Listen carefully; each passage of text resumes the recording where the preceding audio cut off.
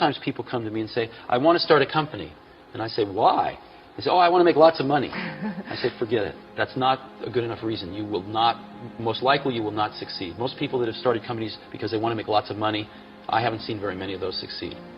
The ones that succeed are people that come, sometimes they don't even want to start a company, they just have an idea that they want to get out, express out into the world. And oftentimes they have to start a company because nobody else will listen to them.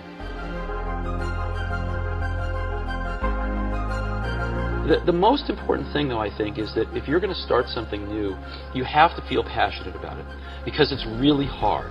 It's so hard to start a company. You have to work so hard that if you're not passionate about it, you'll give up. And most of the difference between people that succeed and people that don't is the people that don't give up. They give up sooner than the people that succeed. And you have to be passionate about it because it's so difficult. People say you have to have a lot of passion for what you're doing, and it's totally true. And the reason is because it's so hard that if you don't, any rational person would give up. It's really hard, and you have to do it over a sustained period of time. So if you don't love it, if you're not having fun doing it, you don't really love it, you're going to give up. And that's what happens to most people, actually. If you really look at the ones that ended up, being successful, unquote, in the eyes of society, and the ones that didn't, oftentimes it's the ones that are successful loved what they did so they could persevere when it got really tough. And the ones that didn't love it quit because they're sane, right? Who would want to put up with this stuff if you don't love it? So it's a lot of hard work, and it's a lot of worrying constantly. And if you don't love it, you're going to fail. So you got to love it, you got to have passion. I'm convinced that about half of what separates the successful entrepreneurs from the non-successful ones is pure perseverance. It is so hard. You pour so much of your life into this thing. There are such rough moments in time that most people give up. I don't blame them. I mean, it's really tough, and it consumes your life. I mean, if you've got a family and you're in the early days of a company, I can't imagine how one could do it. I'm sure it's been done, but it's rough. I mean, because it's pretty much an 18-hour-a-day job, 7 days a week for a while. So unless you have a lot of passion about this, you're going to not survive. You're going to give it up.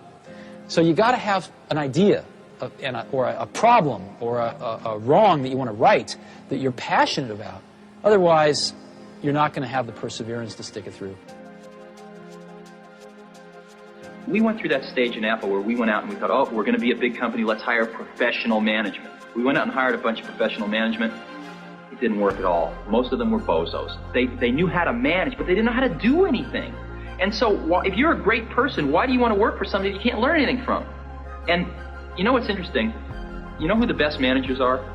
They're the great individual contributors who never ever want to be a manager, but decide they have to be a manager because no one else is going to be able to do as good a job as them. The greatest people are self-managing. They don't need to be managed. Once they know what to do, they'll go figure out how to do it. They don't need to be managed at all. What they need is a common vision, and that's what leadership is. What leadership is having a vision, being able to articulate that so the people around you can understand it, and getting a consensus on a common vision.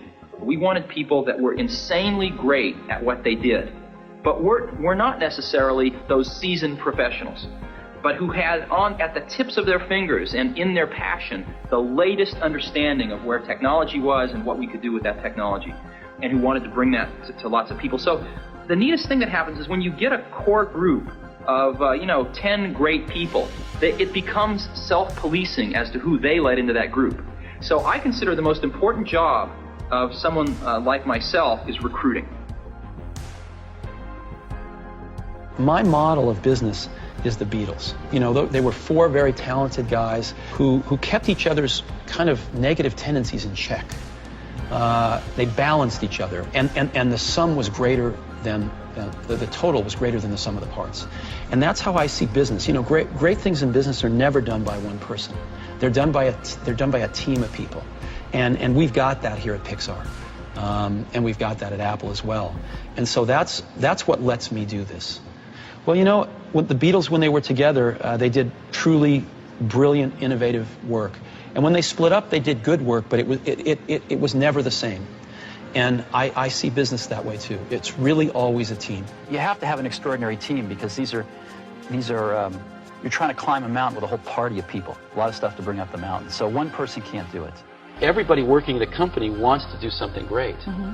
They want to be excited about what they're working on, and they want to be recognized for it if they do a really great job. So we just try to allow people to do the best work of their lives. You know, we try to hire really smart people, but we have a very simple organization, and we try to focus and do very few things well. And focusing's hard because focusing doesn't mean saying yes, it means saying no. So we decide not to do a lot of things so we can focus on a few handfuls of things and do them well. That's an incredible feeling. To know that you had something to do with it, A, and B, to know it can be done. To know that you can plant something in the world and it'll grow and change the world ever so slightly. There needs to be someone who is sort of the keeper and reiterator of the vision. Because there's just a ton of work to do. And a lot of times, you know, when you have to walk 1,000 miles and you take the first step, it looks like a long ways. And it really helps if there's someone there saying, well, we're one step closer. You know, the goal definitely exists. It's not just a mirage out there. So in 1,001 little and sometimes larger ways, the vision needs to be reiterated. I do that a lot. One of the things I've always found is that you've got to start with the customer experience and work backwards to the technology. You can't start with the technology and try to figure out where you're going to try to sell it. And as we have tried to come up with a strategy and a vision for Apple, it started with what incredible benefits can we give to the customer? Where can we take the customer? Not starting with, let's sit down with the engineers and figure out what awesome technology we have, and then how are we going to market that? And I think that's the right path to take. I remember with the LaserWriter, we built the world's first small laser printers, you know, and there was awesome technology in that box. We had the first Canon cheap laser printing engine in the world, in the United States here at Apple. We had a very wonderful printer controller that we designed. We had Adobe's PostScript software in there. We had AppleTalk in there. Just awesome technology in the box. And I remember seeing the first printout come out of it and just picking it up and looking at it and thinking, you know, we can sell this.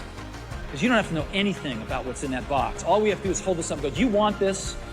And if you can remember back to 1984, before laser printers, it was pretty startling to see that. People went, whoa, yes.